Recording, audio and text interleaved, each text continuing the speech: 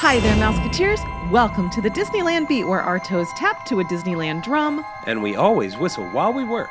In today's video, we talk about why we think Soarin' Over California is a better flying theater attraction than Soarin' Around the World. It's California versus the world. Let's go take a closer look. Come on into the parks with us. Like, subscribe, and stick around.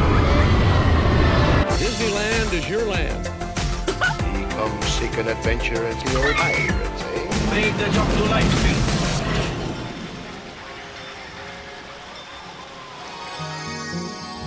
Hi, I'm Amy. And I'm TC.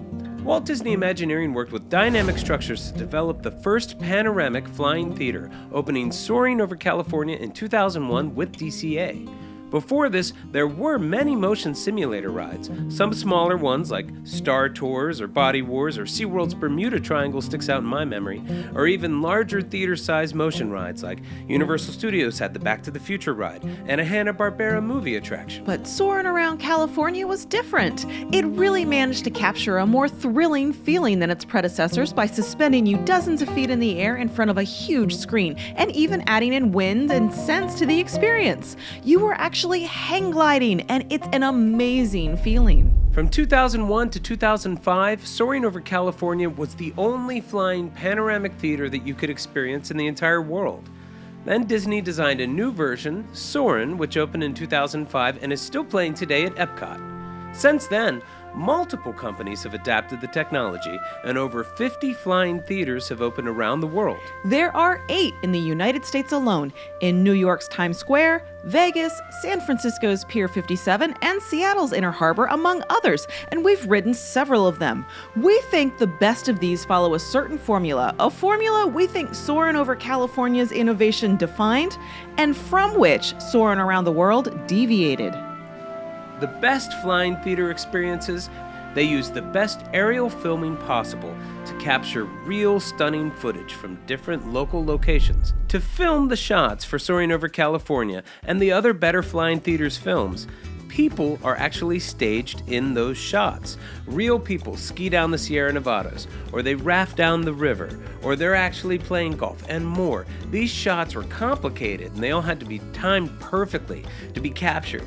And you can tell that when you watch it. It really has this great sense of achievement, of accomplishment when they pull off these shots. Soarin' Around the World, on the other hand, has less people in its film in general and instead relies on CGI animals and objects to populate its locations. The animation is nearly 20 years old, and at times it's recognizable as CGI and can be distracting, whereas the beautiful footage from Soarin' Around California holds up better decades later, in our opinion. The transitions that they use between locations, between the two versions, Around the World and California, they're very different too. In some ways, Soarin' Around the World does have better transitions. They are timed better, and they're so perfect. I mean, there's an elephant that throws up dust, a whale splash, or a plane that flies into you, or a kite flapping by. Things that really couldn't be caught on film in reality. So they give the attraction a more fantastic feeling though. It's animated and they're less realistic. The transitions in Soarin' Around California and versions like it also use CGI, but they do seem to use it more sparingly and create more plausible transitions, which we think help to connect you to the real location you're being immersed in. Now, we do get why Disney went in the direction of a more animated film look with Around the World. It certainly offers them more control. And Soarin' Around the World does achieve some things that are super cool you just simply could not achieve without computer animation, like flying into the Eiffel Tower.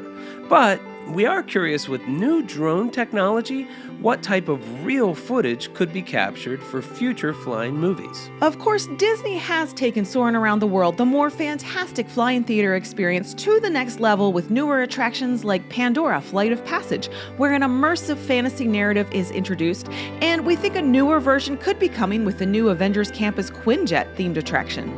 But for this particular format, this hang gliding format, we really enjoy the flying theater rides that embrace the unique location that they are in. Soaring Over California's score, for instance, is a huge part of the experience, and it was composed to highlight and embrace the state's rich diversity of people and locations, and it uses Californian producers and musicians. A similar styled panoramic, Wings Over Washington, like the California version, uses composers and musical groups from Washington State, and even incorporated indigenous peoples in the process, performance, and the story of the attraction, which makes the ride very unique and special to the location.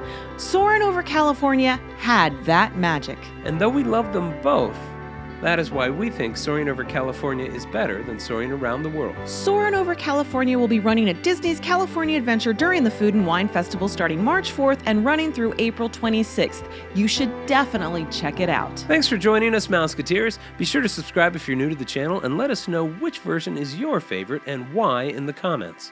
We'll see you real soon. See you real soon.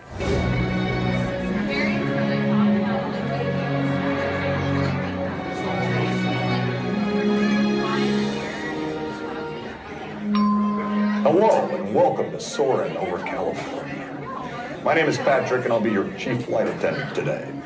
We'll begin boarding in a few minutes, but first I'd like to acquaint you with some important safety information. When the doors to your flight open, please take a seat and store all carry-on items in the underseat compartment. This includes cameras, purses, hats, and of course, these little beauties. Next, fasten your seatbelts, inserting them into the buckle on your right. If smaller aviators don't measure up to the height indicator on the seat, just put the belt through the loop in the center strap before buckling.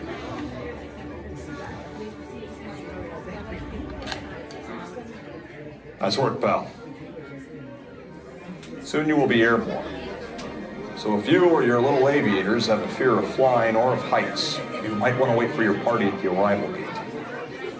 Okay, let's review. That is seatbelt, carry-on item, safety strap, fear of heights, keep your hands and arms inside at all times. Anything else? Yeah. Have a nice week.